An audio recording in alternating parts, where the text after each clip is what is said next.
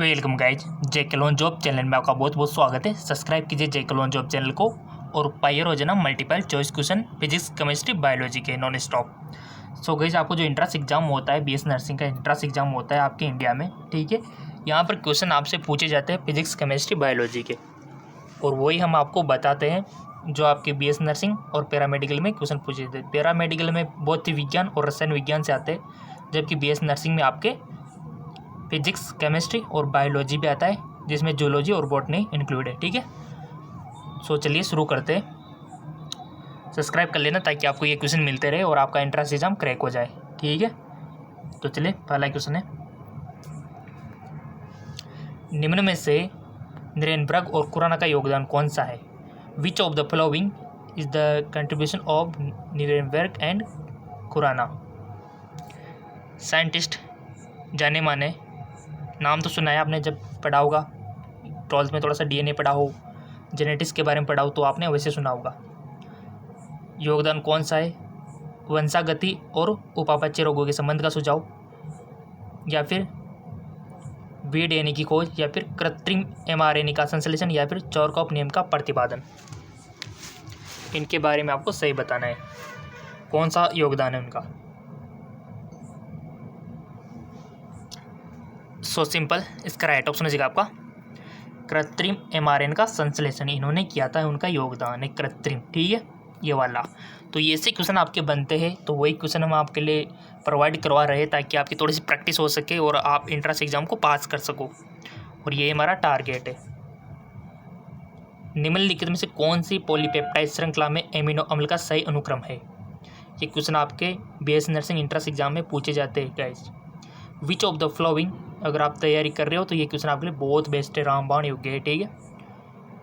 Polypeptide chain has the correct sequence of amino acid. निम्नलिखित में से कौन सी पॉलीपेप्टाइड श्रृंखला में एमिनो अम्ल का सही अनुक्रम है? बहुत अच्छा क्वेश्चन है गाइस, सही अनुक्रम आपको बताना है। Glycine, methionine, lysine, valine, lysine, valine, methionine, glycine, valine, lysine, glycine, methionine, या फिर methionine, glycine, valine, lysine. Simple, right option is methionine, glycine, valine और लाइसिन। सो सिंपल सी बात है, ऑप्शन डी करेक्ट हो जाएगा। और ऐसे ही क्वेश्चन बनते हैं गाइज 100%। कोई सा भी पेपर उठा के देख लो, ऑल इंडिया में कहीं का भी, राजस्थान का, यूपी का, बिहार का, ठीक है, पंजाब, हरियाणा, कहीं का भी ले लो, ऐसे ही क्वेश्चन बनते हैं आपके। प्रोटीन संश्लेषण में पॉलीपेप्टाइड श्रृंखला निर्माण इसके द्वारा शुरू किया गया।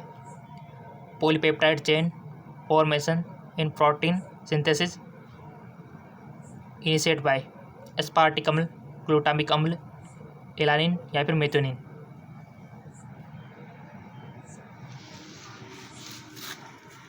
सो आपका राइट ऑप्शन हो जाएगा मेथियोनिन। अगला क्वेश्चन, कोइजमेटा को सर्वप्रथम निम्न में देखा गया। कोइजमेटा आर पिट्स इन पैकेटिन, जाइगोटिन में, डिप्लोटिन में, लेप्टोटिन में। आप अपनी नॉलेज के अकॉर्डिंग टिक लगा सकते हो, जो भी आपने पढ़ा होगा अभी तक, गलती सही बट टिक लगाओ गाइज, थोड़ी सी आपकी प्रैक्टिस हो जाए साथ में, ठीक है। लगा दिया होगा, लेट मी चेक, इसका राइट ऑप्शन हो जाएगा डिप्लोटिन। डिप्लोटिन, ठीक है गाइज। पहले आप टिक लगाया करो और उसके बाद आंसर देखा करो, अलग ही मजा आएगा, अलग ही फीलिंग आएगी। जैव निम्नीकरण कचरे अजैव निम्नीकरण कचरे की तुलना में हमारे लिए कम हानिकारक प्रदूषक है। निम्नलिखित में से किस समूह में केवल जैव निम्नीकरण कचरे हैं?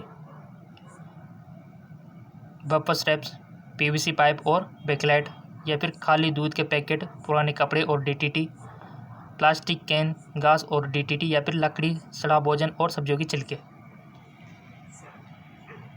इसका राइट ऑप्शन हो जाएगा आपका लकड़ी, सड़ा भोजन, सब्जियों के छिलके, ठीक है, ये इनका ऑप्शन डी। 100 बीजों के निर्माण में सम्मिलित अड़सूत्री विभाजन की संख्या है। The number of mycotic division involve for a formation of 100 seeds. 125, 50, 200, 400।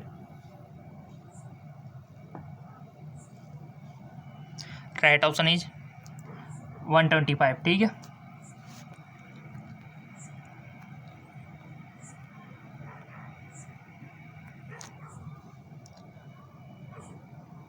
सुगुणिता में एक विशेष गुणसूत्र की एकल प्रति की उपस्थिति कहलाती है। The presence of single copy of a particular chromosome is न्यूक्लिड इज कॉल्ड। सुगुणिता में एक विशेष गुणसूत्र की एकल प्रति की उपस्थिति कहलाती है।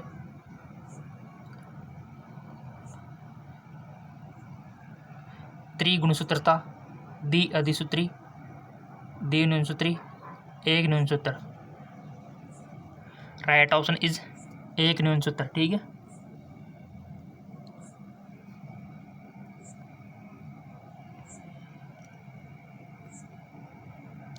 क्वेश्चन तो मिलते रहेंगे जब तक आपके इसी प्रकार के लाइक हमको मिलते रहेंगे तो हम भी आपको क्वेश्चन देते रहेंगे।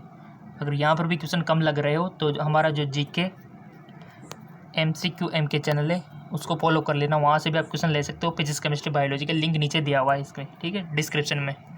वहाँ पर भी आपको फिजिक्स केमिस्ट्री बायोलॉजी के क्वेश्चन मिलेंगे। खाद्य खराब होने से रोकने के लिए खाद्य प्रसंस्करण विधियों में मूल अवधारणा है। The basic concept in food processing method to prevent food spoiling are.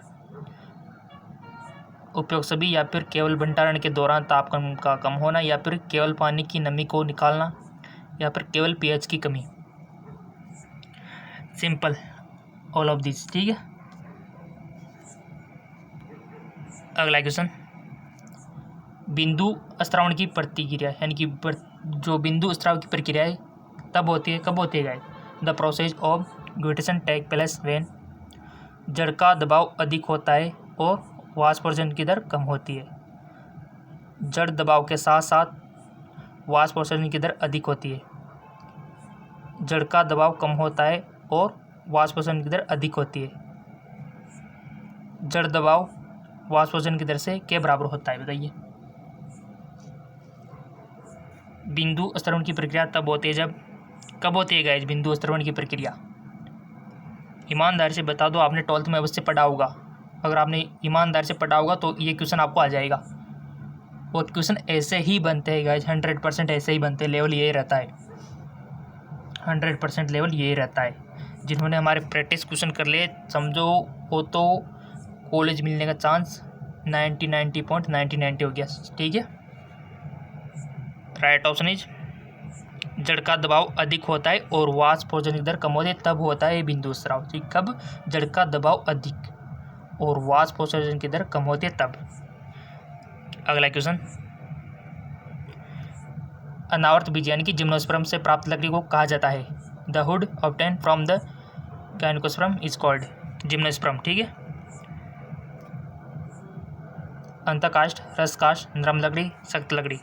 इसका राइट ऑप्शन हो जाएगा आपका नरम लकड़ी। ठीक है, नरम लकड़ी। चलो आगे, नामपत्ति के सार्वभौमिक नियमों में सम्मिलित है, बताइए? केवल पहला भाग, या फिर केवल नाम को लैटिन या लैटिनोइड के व्युत्पन्न किया जाता है, या फिर केवल मुद्रित किए जाने वाले वैज्ञानिक नाम को? सिंपल सी बात है, तो इजी क्वेश्चन है, सभी आएंगे इसमें तो। ठीक है, हाँ,